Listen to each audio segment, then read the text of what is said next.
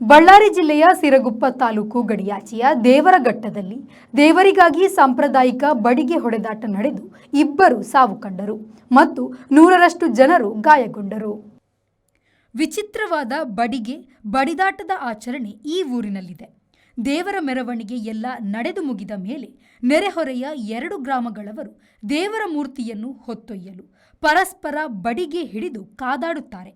ಪ್ರತಿ ವರ್ಷ ಗಾಯಾಳುಗಳು 100 ಸಾಮಾನ್ಯ. ಕೆಲವೊಮ್ಮೆ ಸಾವು ನಡೆಯುತ್ತದೆ. ಈ ವರ್ಷ ಸಾವಾಗಿದೆ. ಇಬ್ಬರ ಸಾವು ಕಂಡರೆ 100ರಷ್ಟು ಮಂದಿಗೆ ಗಾಯ. ಈ ಗ್ರಾಮವು ಕರ್ನೂಲು ಜಿಲ್ಲೆಗೆ ಸೇರಿದ್ದರೂ ಕರ್ನಾಟಕದ ಗಡಿಗೆ ಇದ್ದು ಅದಾವನಿಗೆ ಹತ್ತಿರವಿದೆ. ಹಾಗಾಗಿ ಗಾಯಾಳುಗಳನ್ನು ಅದಾವನಿ ಆಸ್ಪತ್ರೆಗೆ ಸಾಗಿಸಲಾಗಿದೆ. ಗಾಯಗೊಂಡವರಲ್ಲಿ 15ರಷ್ಟು ಜನರ ಸ್ಥಿತಿ ಗಂಭೀರವಾಗಿ ಇರುವುದಾಗಿಯೂ ಹೇಳಲಾಗಿದೆ. ಬ್ಯೂರೋ ರಿಪೋರ್ಟ್, ವಿ4 ನ್ಯೂಸ್, ಕರ್ನೂಲು.